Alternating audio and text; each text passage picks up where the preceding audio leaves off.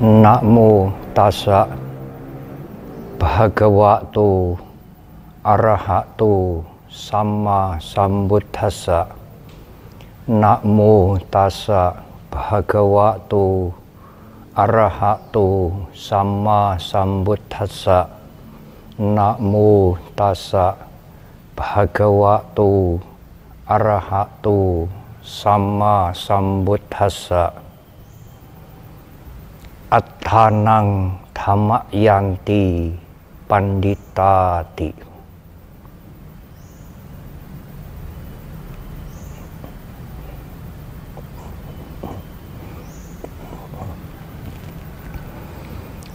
Para ibu, bapak sekalian, dan saudara-saudara yang berbahagia.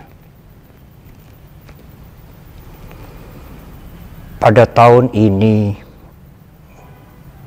peringatan Hari Suci Asalha atau Asadha Purnama masih dalam suasana pandemi COVID. Malahan pandemi itu semakin meningkat. Meskipun demikian, tidak mengurangi, bahkan tidak menghapus makna asalha. Justru arti penting khotbah pertama asalha yang telah diberikan oleh Guru Agung Buddha Gautama lebih dari 2600 tahun yang lalu itu mempunyai arti yang sangat penting sekarang.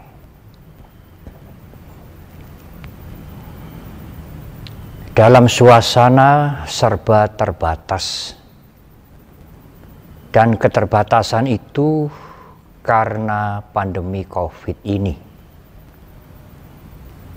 maka semakin tampak yang disebut dengan duka, penderitaan oleh Guru Agung kita, oleh karena dalam keterbatasan itu amat sulit bagi semua orang untuk mencari kesenangan atau kenikmatan, untuk menutup-nutupi penderitaan.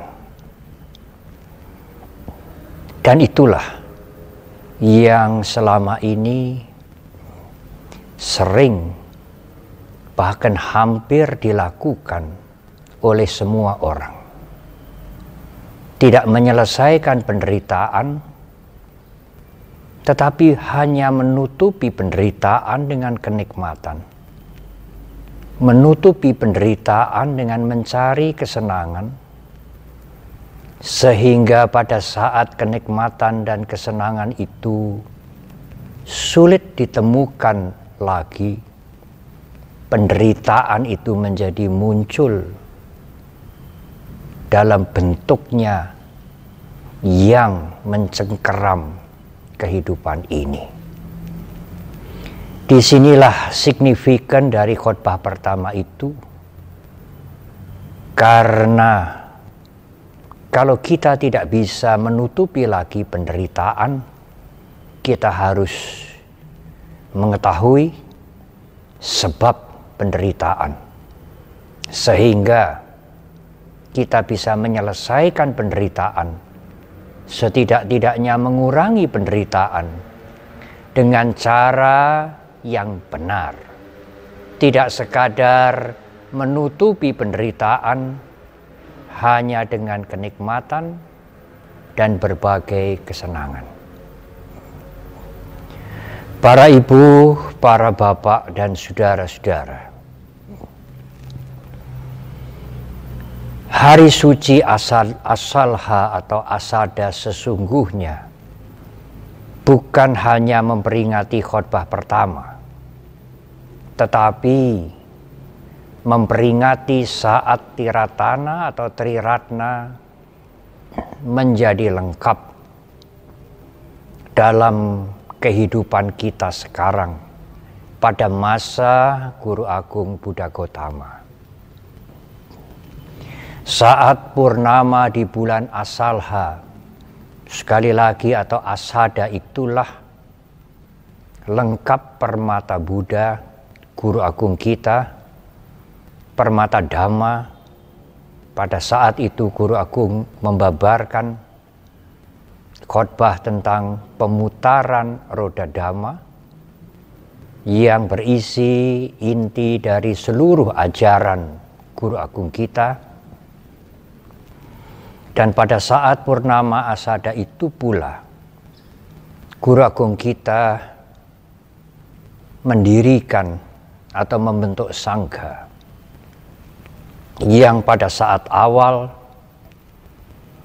terdiri dari 5 biku pertama, yaitu Yang Mulia Kondanya Wapa Badia, Mahanama, dan Asaji, bersama-sama dengan Guru Agung kita Buddha Gotama sendiri.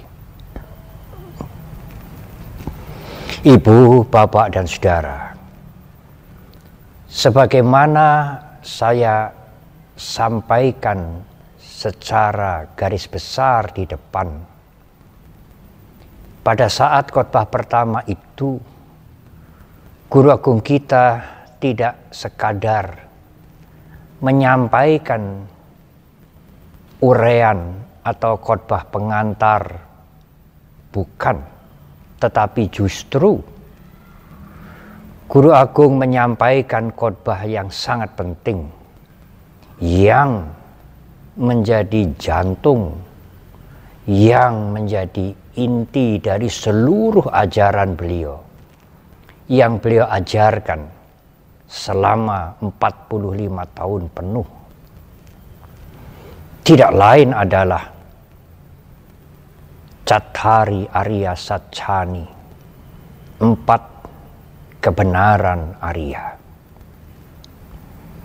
Ibu, bapak, dan saudara, pada saat awal Guru Agung membabarkan atau menguraikan 4 kebenaran Arya ini, Guru Agung berusaha untuk menyelesaikan lebih dahulu 2 macam cara ekstrim, 2 macam cara yang berkelebihan yang dilakukan oleh masyarakat pada waktu itu, bahkan mungkin sampai sekarang, dalam mencari kebahagiaan. Ekstrim yang pertama adalah menuruti hawa nafsu, karena berpandangan bahwa hawa nafsu yang terpenuhi akan membawa kepuasan, dan itulah kebahagiaan. Guru Agung mengungkapkan bahwa hawa nafsu sebenarnya tidak pernah mengenal puas. Kebahagiaan dengan memenuhi hawa nafsu seperti hanya menutupi penderitaan dengan penutup yang sangat tipis yang disebut dengan kesenangan. Dan kesenangan itu sebentar akan lenyap. Penderitaan belum teratasi. Cara ekstrim, cara yang sangat berkelebihan yang kedua adalah menyiksa diri. Karena masyarakat pada waktu itu, mungkin juga sekarang masih, dengan menyiksa badan jasmani, maka kebahagiaan yang sesungguhnya akan muncul. Karena jasmani ini sumber segala macam masalah dan persoalan. Ternyata tidak. Guru Agung pernah dan sudah mengalami sendiri dua macam cara yang ekstrem itu. Sebagai putra mahkota yang selalu diliputi dengan kesenangan indrawi yang sesungguhnya tidak membawa kebebasan dari penderitaan, dan bertahun-tahun menyiksa diri yang juga sesungguhnya tidak menjadi jalan untuk terbebasnya manusia, terbebasnya beliau dari penderitaan. Beliau meninggalkan dua macam cara hidup yang ekstrem itu, cara hidup yang berkelebih-lebihan itu, dan menemukan pencerahan sempurna dengan mencapai dengan usaha beliau sendiri. Pencerahan sempurna itulah yang membuat beliau mengerti dengan terang, dengan jelas, dan tidak hanya mengerti tetapi juga mengakhiri penderitaan.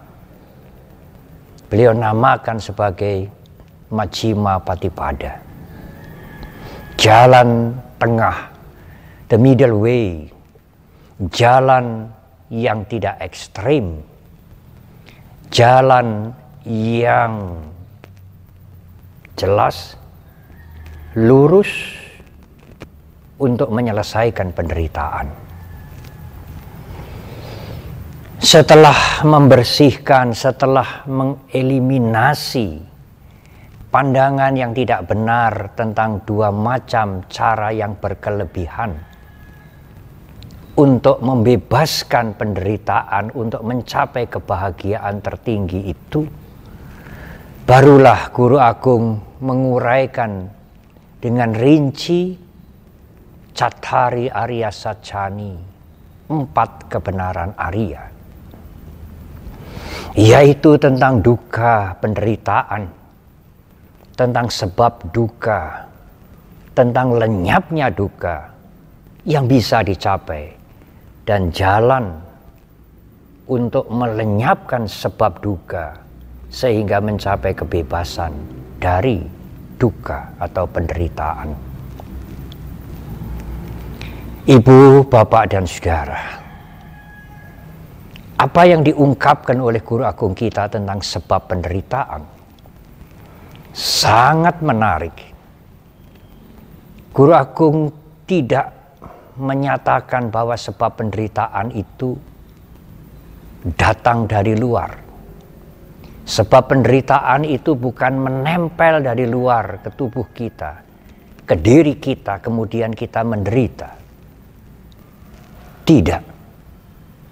Sebab penderitaan itu muncul, berkembang, persis dari dalam diri kita sendiri.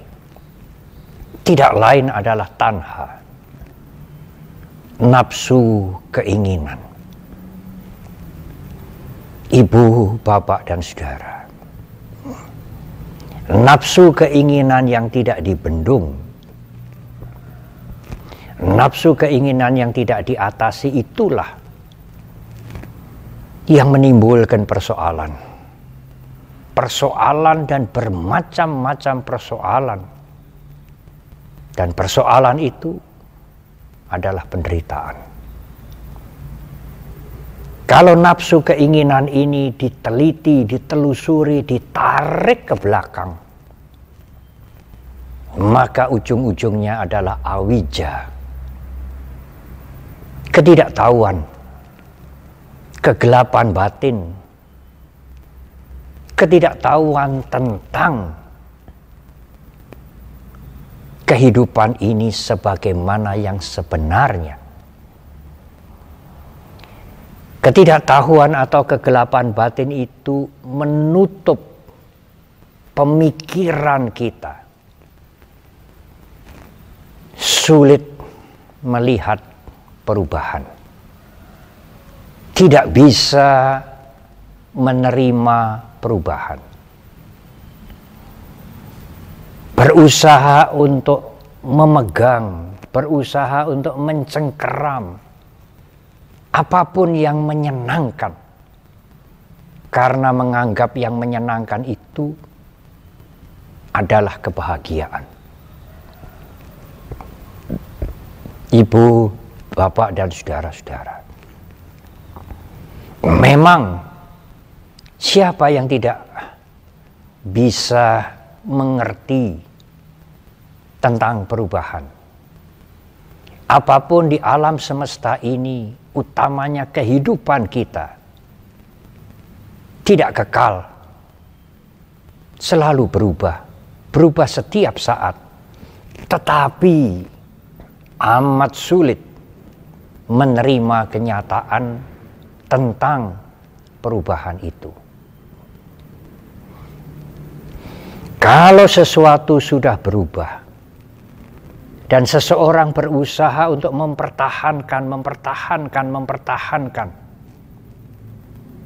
bahkan ia mempertahankan dengan melakukan kejahatan, ia mempertahankan dengan kebencian, asalkan kenikmatan dan kesenangan itu tidak berlalu. Ketidaktahuan atau kebodohan inilah yang menjadi sebab paling ujung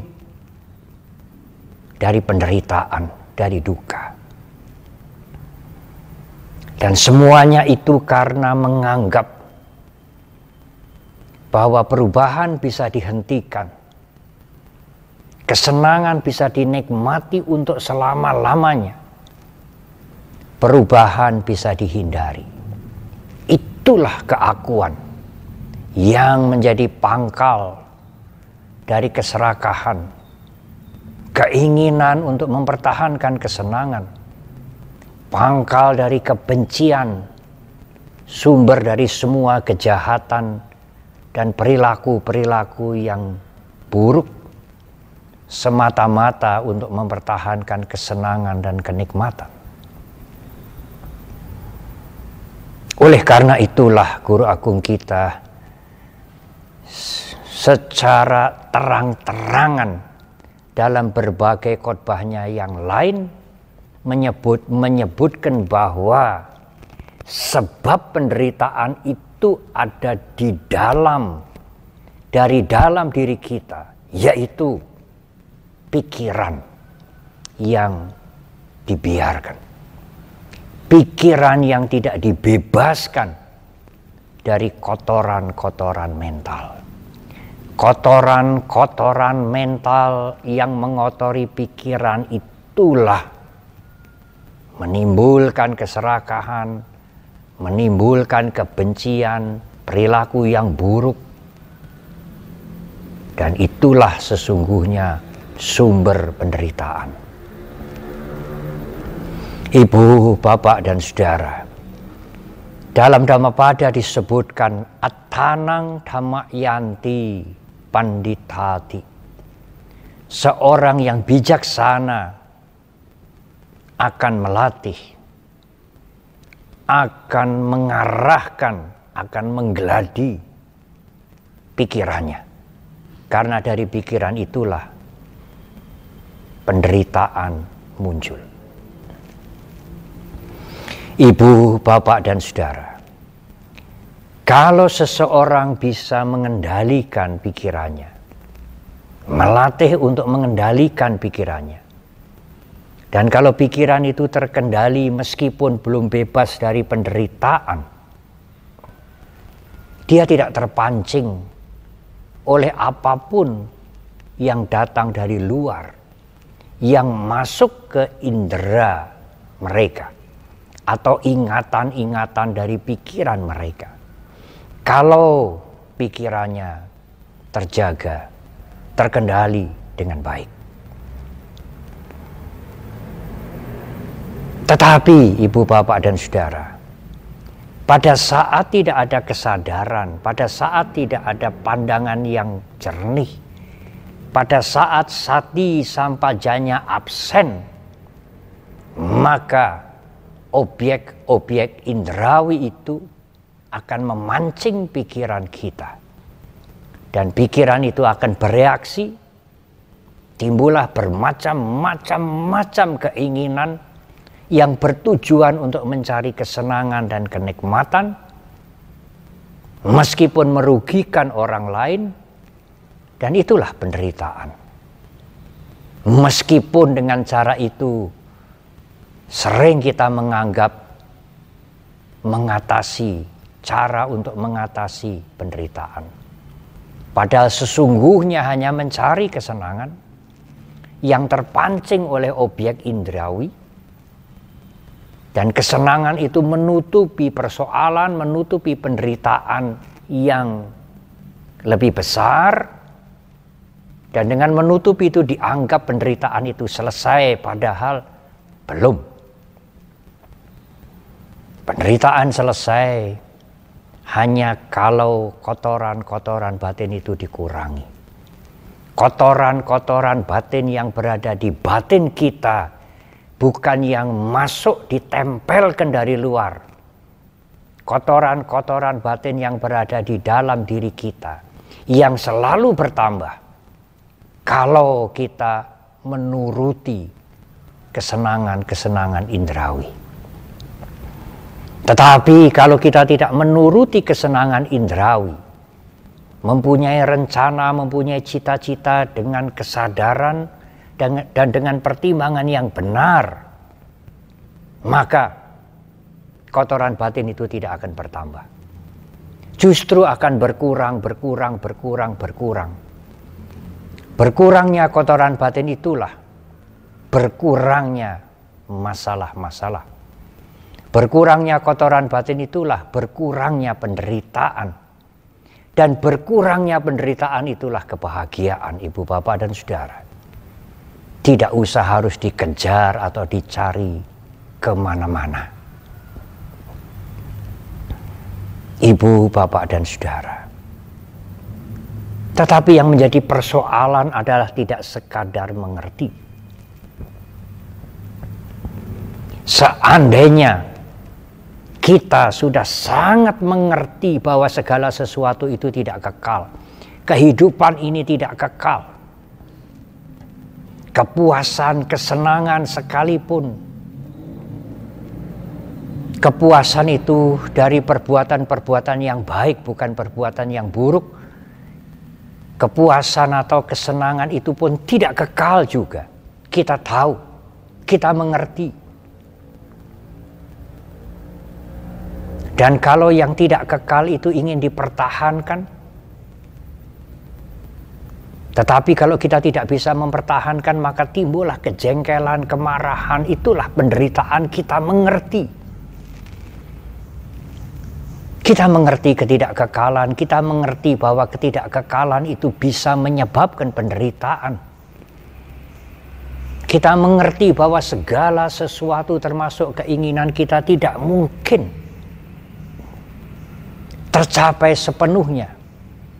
Dan kita bisa menguasai, mengatur segala sesuatu untuk menyenangkan kita. Tidak mungkin. Kita mengerti itu. Kita mengerti anicca, kita mengerti dukkha, kita mengerti anatta. Mengerti benar mengerti, tetapi apakah dengan mengerti itu pikiran kita sudah bersih dari kotoran-kotoran? Pikiran kita sudah bersih dari kilesa, dari asawa? Kita sudah tidak lagi melekat, terikat pada kenikmatan. Kita sudah bisa menerima perubahan-perubahan karena kita sudah mengerti, sangat mengerti tentang anicca, dukkha, dan anatta. Mengerti perubahan, mengerti bahwa perubahan itu harus disikapi dengan bijak. Kalau tidak, bijak akan membuahkan penderitaan. Dan mengerti bahwa kita tidak mungkin mengatur, menguasai semuanya. Apakah dengan pengertian itu kita bisa mengurangi kotoran batin? Apakah dengan pengertian itu keserakahan bisa berkurang, kebencian bisa berkurang, keakuan juga bisa berkurang, bahkan bisa lenyap. Tidak, saudara. Pengertian memang penting, tetapi pengertian intelektual itu bukan cara yang ampuh untuk membersihkan kotoran batin. Meskipun kita mengerti perubahan, tetapi kalau kepuasan atau kesenangan yang sedang kita nikmati itu tiba-tiba lenyap, sulitlah kita menerima perubahan itu. Penderitaan mulai muncul. Kalau kesenangan itu sesuatu yang dianggap sangat penting kemudian lenyap, ada kalanya seseorang berusaha mati-matian untuk mempertahankan dan mengembalikan kembali. Apakah kekuasaan, apakah materi, apakah kemasyhuran, dan lain-lain. Bahkan dengan cara-cara yang merugikan orang lain tetap dilakukan. Meskipun dia mengerti perubahan, meskipun dia mengerti dia tidak bisa menguasai semuanya. Mengapa pengertian yang dimengerti itu masih saja seseorang melakukan hal-hal yang membuta, mempertahankan yang tidak kekal, mencari kesenangan dengan merugikan orang lain karena kemelekatan. Kenikmatan yang sudah menjadi habit, kebiasaan yang dilakukan bertahun-tahun, lama sekali, dengan segala macam cara kemudian lenyap. Sulit itu untuk diterima. Pengertian tinggal pengertian, tetapi lenyapnya apa yang disenangi tidak bisa diatasi dengan pengertian. Melekat, lengket pada yang disenangi, yang bermacam-macam yang disenangi itu tidak bisa diselesaikan hanya dengan mengerti. Kelengketan itu, kecanduan itu, habit itu harus diatasi dengan pengendalian diri. Dengan sanghwara, dengan mengendalikan diri, dengan memegang sila. Yang intinya adalah mengendalikan diri tidak melakukan hal-hal yang buruk, yang merugikan orang lain, merugikan makhluk lain dan dirinya sendiri. Tidak dilakukan. Maka dia menutup pintu. Menutup pintu kotoran batin itu, tidak mencari-cari kenikmatan baru. Kalau seseorang mempunyai keinginan baru, rencana, tujuan, seharusnya ia dengan sadar mempertimbangkan lebih dahulu, menyaring lebih dahulu. Apakah keinginan dan rencananya ini baik, berguna, tidak merugikan yang lain, dan mampu dia lakukan. Bukan karena dorongan keserakahan, mencari kenikmatan meskipun merugikan orang lain. Selain mengendalikan diri untuk berperang melawan kotoran batin itu, kita harus melatih diri mempunyai ketenangan pikiran. Pikiran yang tenang, tidak mudah diusik oleh objek-objek indrawi yang memancing keserakahan dan kebencian. Dan ketenangan batin, ketenangan pikiran itu bisa dilatih dengan meditasi. Ibu, bapak, dan saudara, Memang suatu saat saya pernah menerima pertanyaan yang menggelitik, tetapi menarik. Pertanyaan itu demikian, Bante, sebagai seorang umat Buddha yang mengerti Dhamma sudah tentu, apakah masih mempunyai musuh? Orang itu mengatakan, Bante, jawab saja dengan terus terang, tidak usah dengan berdiplomasi. Sangat menarik pertanyaannya. Ibu, bapak, dan saudara, saya menjawab, iya, sebagai umat Buddha, seorang umat Buddha masih mempunyai musuh. Terus terang saya sampaikan, tidak sembunyi-sembunyi. Tetapi ibu, bapak, dan saudara, hampir semua umat Buddha dari golongan manapun, dari aliran manapun, mengerti dengan jelas sekali.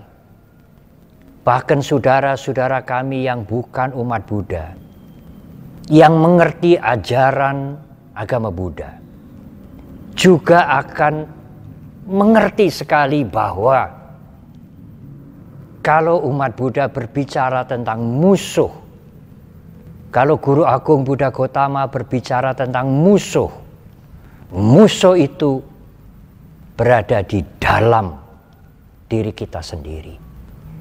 Bukan musuh makhluk lain atau orang lain atau siapapun yang berada di luar diri kita.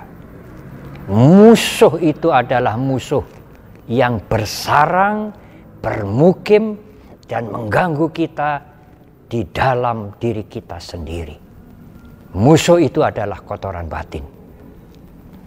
Kotoran batin yang terpancing oleh objek-objek yang masuk melalui pintu indrawi, menimbulkan keserakahan, menimbulkan kebencian, kemarahan, kekejaman, kejahatan,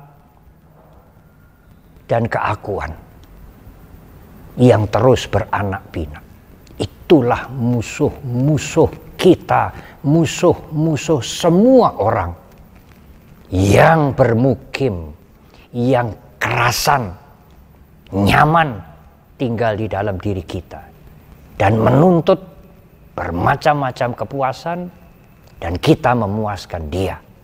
Semakin dipuaskan musuh-musuh kotoran batin itu, semakin powerful, semakin kuat, dan tuntutannya semakin bermacam-macam.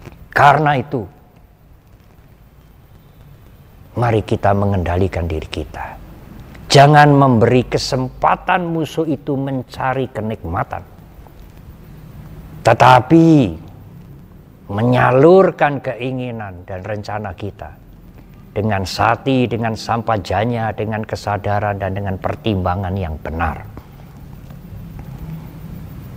Yang kedua, saya mengulang kembali, menenangkan pikiran, menenangkan batin kita, mental kita dengan bermeditasi. Karena mental yang tenang tidak akan mengganggu yang lain. Mental yang tenang akan mudah mengambil keputusan dengan kebijaksanaan.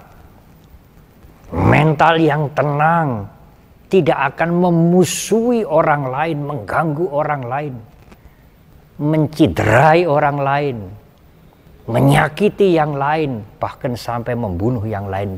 Tidak. Mereka yang melakukan bermacam-macam keburukan itu sesungguhnya mentalnya sedang sakit.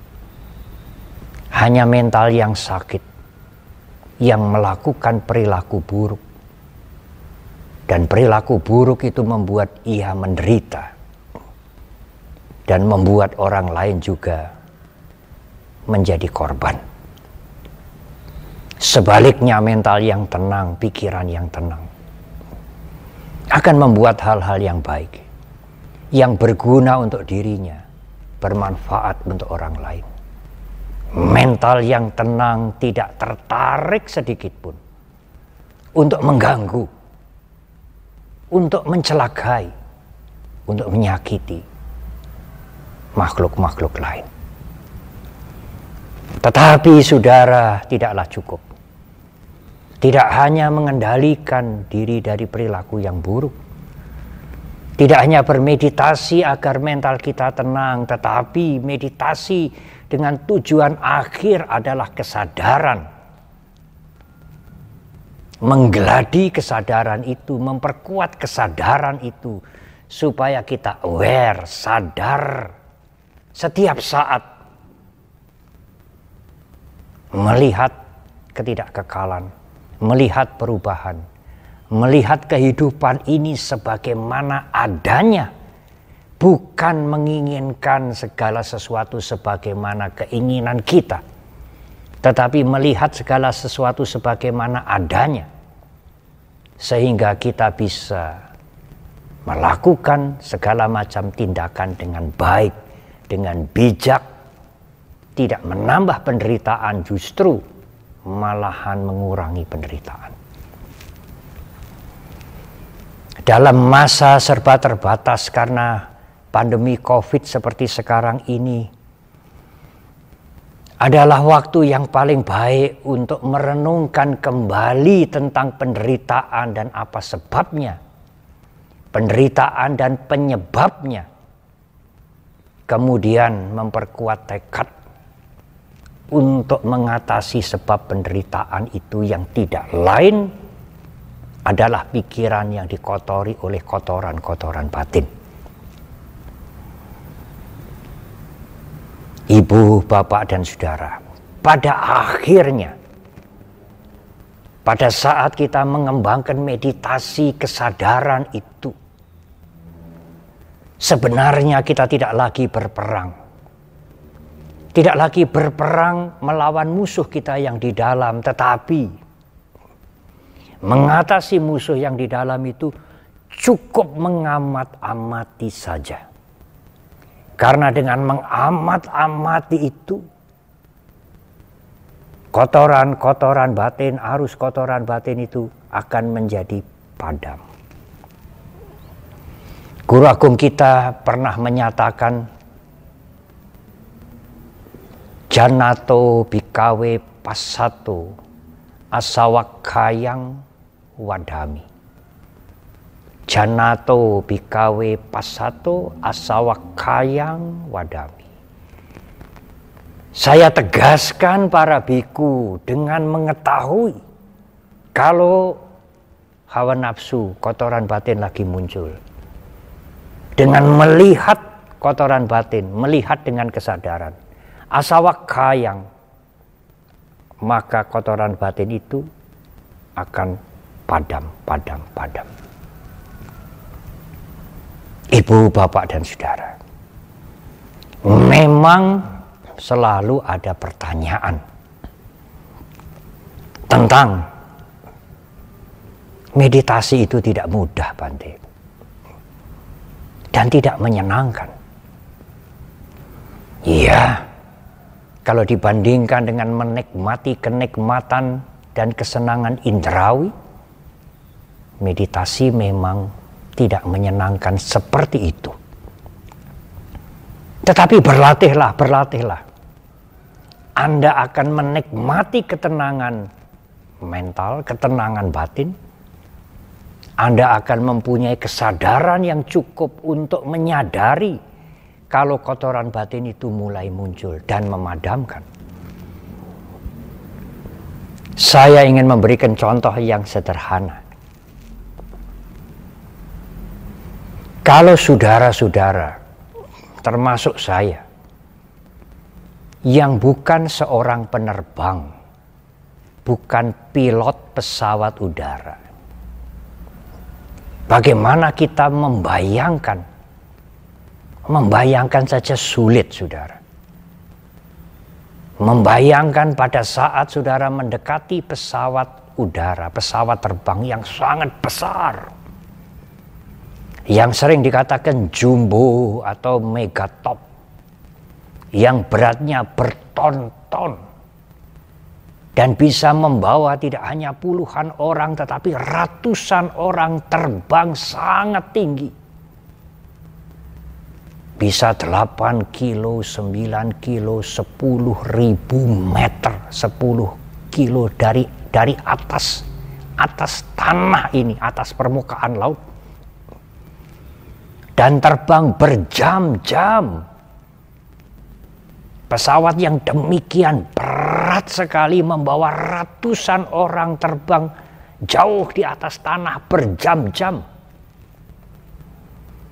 Hanya dikemudikan oleh seorang pilot dan mungkin seorang co-pilot, seorang asisten.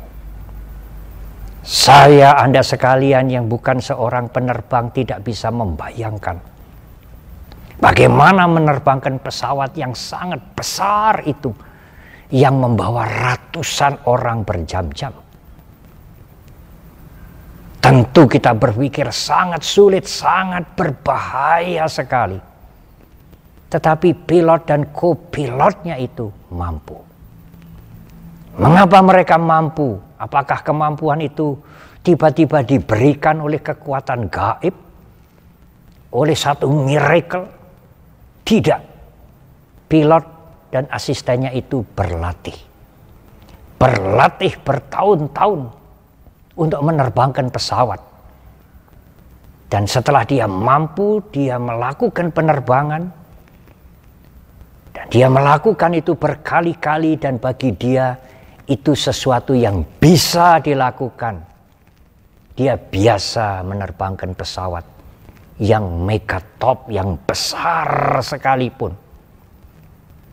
Yang mungkin 5 jam, 10 jam terus terbang. Tidak mendarat dengan membawa ratusan orang. Dia mampu dan dia bisa. Dan yang mampu seperti itu tidak hanya 1-2 orang. Para pilot-pilot itu banyak sekali. Dia mampu karena dia melatih diri.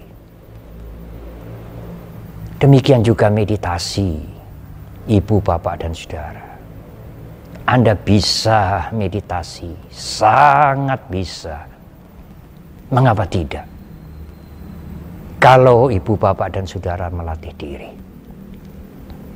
Kalau para pilot itu tidak melatih diri bertahun-tahun sehingga menjadi habit, menjadi keterampilan, kalau saya tidak mengatakan kebiasaan, keterampilan, mana mungkin dia bisa menerbangkan pesawat. Kalau kita tidak melatih mulai sekarang bermeditasi, menenangkan pikiran kita, mengasah kesadaran kita untuk melihat kotoran batin supaya kotoran batin itu tenggelam. Tidak melatih mulai sekarang. Mana mungkin kita bisa bermeditasi. Menerbangkan pesawat meditasi. Sebagaimana para pilot itu bisa menerbangkan pesawat yang besar. Bertanggung jawab atas penerbangannya. Dan dia sampai pada tujuan dengan selamat. Marilah kita berlatih. Tidak ada sesuatu yang tidak mungkin. Kita berlatih untuk kepentingan kita. Menyelesaikan penderitaan yang mencengkeram itu. Ya, mungkin saudara kita semua masih menyenangi kesenangan indrawi.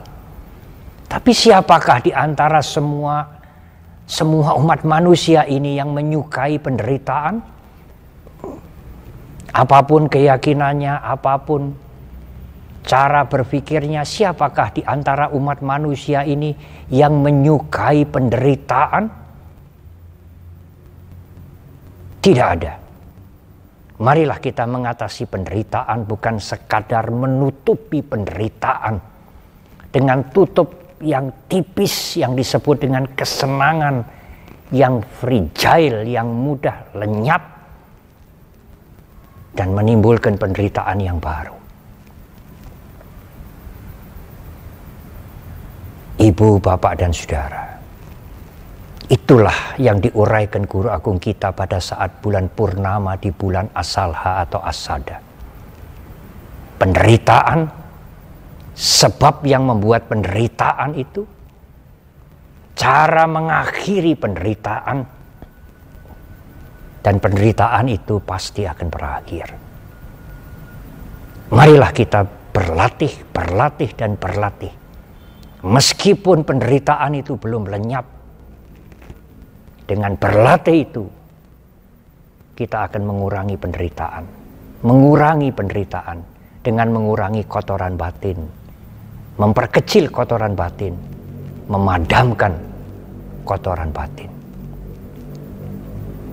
Marilah kita berlatih, marilah kita berjuang untuk mengalahkan dengan cara yang bijak, yang tepat, musuh-musuh kotoran batin yang persis berada di dalam diri kita.